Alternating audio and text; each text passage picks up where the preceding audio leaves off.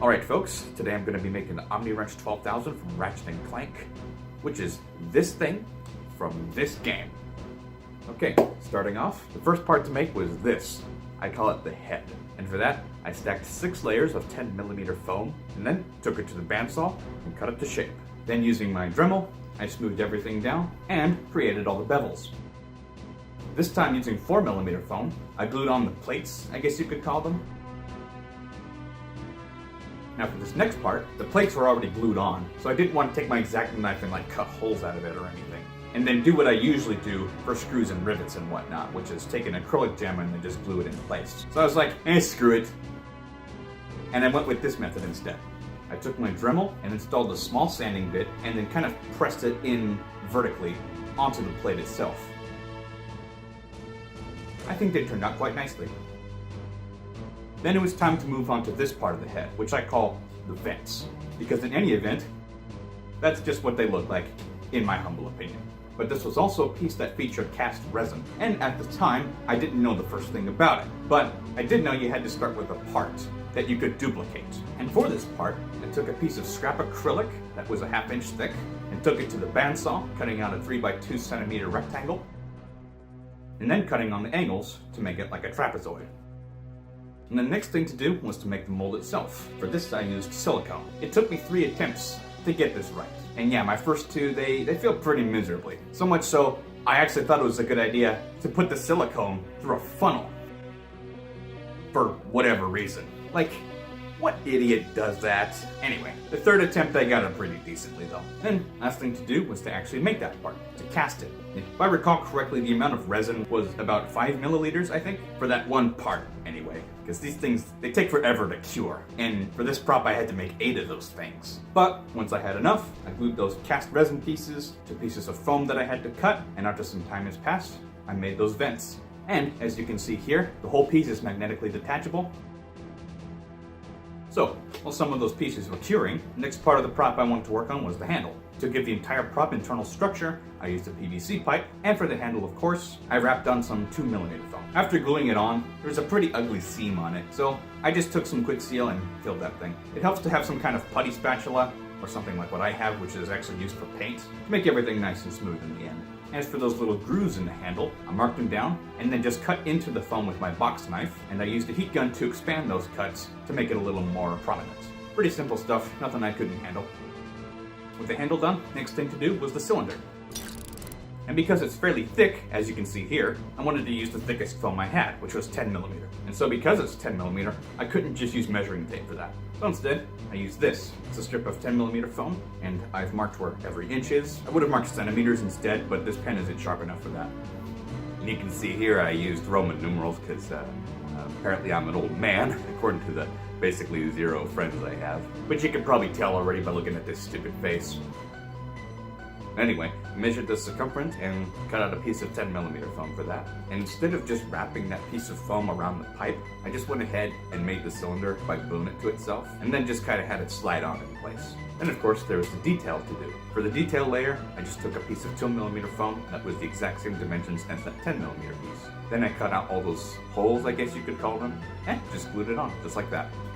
It left a pretty ugly seam in the end, but it didn't matter because it was going to get covered with this part of the guard anyway.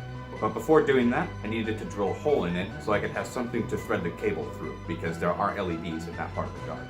Next up was the joint. Not that joint.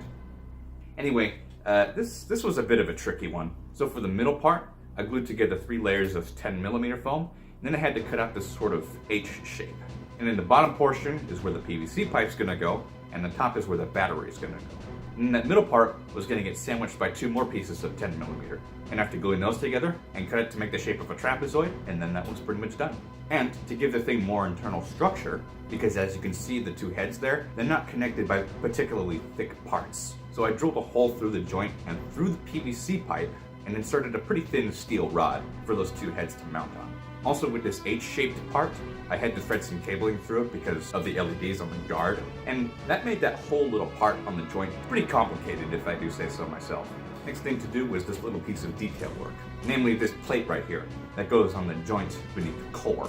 And for that, I just cut out a piece of 4mm foam. Now, unlike the plates on the heads here, the screws weren't really embedded into the plates on this part. So I didn't need to use my Dremel or cut out a hole and then put the acrylic gem in. I could just glue the gem right onto the plate. And that's what I did. And luckily for me, I happened to have some that were the exact diameter I needed. I use acrylic gems like this for screws and rivets on my props all the time. And it's not to worry, they're gonna get covered with primer, so you won't be able to see the sparkle unless it's supposed to see the sparkle, like on, say, this thing, my Elder Scroll. No, that was not a euphemism. And to finish off the joint, I cut a piece of 10mm foam in the shape of an octagon for this part right here, which I call the core, to give it a kind of base, a place to magnetically attach. As for the core itself, we'll get to that later.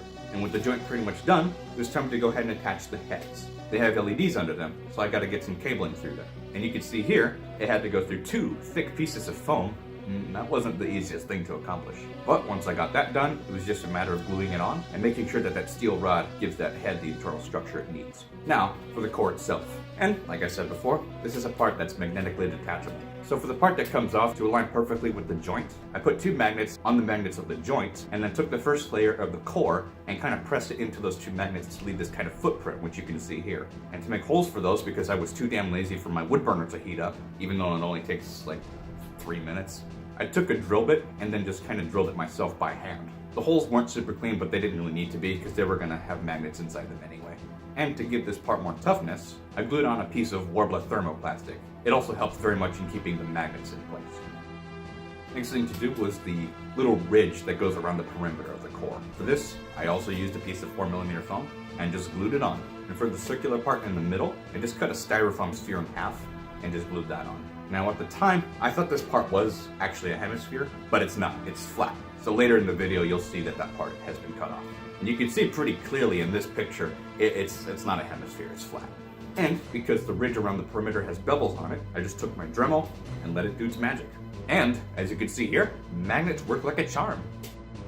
Now by this point, I couldn't work on the wrench anymore without putting the LEDs in it. So I had to wait a couple of days because I didn't actually have them yet. Now, initially, I got my LEDs from this electronics store, and it's like an hour drive away. In fact, you might say it was a hard drive. I got these LEDs from this electronics store, right? Well, when I get home and I test them out, it turns out that they were warm white instead of amber, even though they were labeled as amber. And when I tried using these LEDs, I instead got kind of a yellow color, as you can see in this picture right here. Well, that's no good. So I went back to that electronics store, and it turns out that they had like every single color of LEDs except orange, the one I needed. So I ended up having to just mail order them. And well, I had to shed some light on the situation with the client, and he was okay with it, thankfully. So fast forward a few days, and I get my LEDs. In fact, yeah, I got them right here. And these LEDs are quite nice. Just look at this picture. So now it's time to install them in the prop. And I accomplished it by using a soldering iron. It took a bit of practice, but it becomes second nature pretty quickly. And they work, as you can see here. Now with all the LEDs in place, I had to get them all connected to a single power source. And I put the switch in there too. And it worked pretty well. It was really quite satisfying to finally get that working. And now, with all the LEDs in place and finally connected, I was finally able to go ahead and finish the construction. So I took my attention and focused it on this part of the guard right here. And this was the last part in the prop that featured LED lights. The difference being, this one actually does not have magnets in it. Because, and this caught me by surprise, friction is actually perfectly adequate for keeping those in place. And luckily for me, I didn't actually have to cast these parts. I just took a 1/4-inch sheet of orange acrylic, took it to the bandsaw, and cut it to shape. Then of course the rest of that piece is made of foam, and it took me some figuring out to get this in the right configuration, and to make sure that it holds together well. So what I ultimately went with was, I cut out this frame, of course made of foam, it was 6mm thick, and I glued that piece of acrylic right inside the middle. Then of course I had to add some detail to it, for that I used 4mm. And yeah, the LEDs shine through it pretty well too. At this point, the construction is nearing its conclusion. The only part that's left to make is the guard itself. And you can see here it's kind of geometric, so I took 10mm foam, all of them 3 centimeters in width, and then the length of each piece, that's determined by the shape of the guard. And to give it all the angles it needs, I just took my Dremel and sanded off those bevels, just like that, and glued them together. I also had to add to it a steel rod that was bent to shape, because being made of just foam like that, it made my friend Christine look tough. I would joke about something that only Asian boys have, but that'd probably get me demonetized. And lastly, as you can see here, I screwed on the pommel to end thine opponent's right leg. Sorry, I can be a real tool sometimes. Anyway, back to it. Finally, after 2 long weeks, because to be honest, it felt like that took a month to make, the construction was finally done. So, it was almost ready to paint. But of course, you want to give it some primer first. I just did it outside. And as usual, I applied 2 coats, one for the base and another for good measure. And I took the detachable parts that had acrylic or resin on them, taped off the acrylic or resin so that they don't get the primer on it, because they already have their orange color. And they are translucent, yet you need to have the lights shining through it. And with that, the primer was done. All that was left to do at that point was to paint it. Now me personally, I like whatever props I make to look as realistic and weathered as possible. And so that's exactly what I did for this first paint job, which turned out like this. And I was quite happy with it. The client, however, was not. It's not that he didn't like it, he actually preferred that the prop stay more true to the original 3D model. Looks like this. So I redid the paint job, which actually took quite some time, and ended up looking like this. But I basically took lemons and made lemonade, in the sense that I offer both versions on my Etsy shop. So depending on which one you want, you can go for the rustic one, or you can go for the cartoony one, whichever you prefer. Man, reminds me when I took on Dr. Nefarious, shoved that thing right up his arsenal. Alright, that's gonna wrap it up for this one, guys. If you'd like me to make one of these for you, there's a link in the description. It'll take you to my Etsy shop. You can just go ahead and order one, or contact me, and we'll go from there. And hey, I really appreciate you taking the time to watch this video. And as usual, more will be coming in the future. Alright, have a good one, folks.